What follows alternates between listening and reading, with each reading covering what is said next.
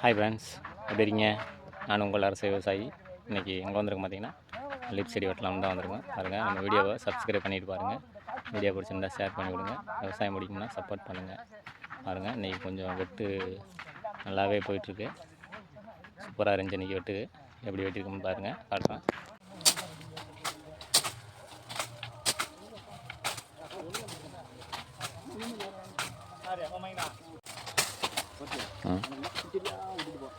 சின்ன தெரியாவா?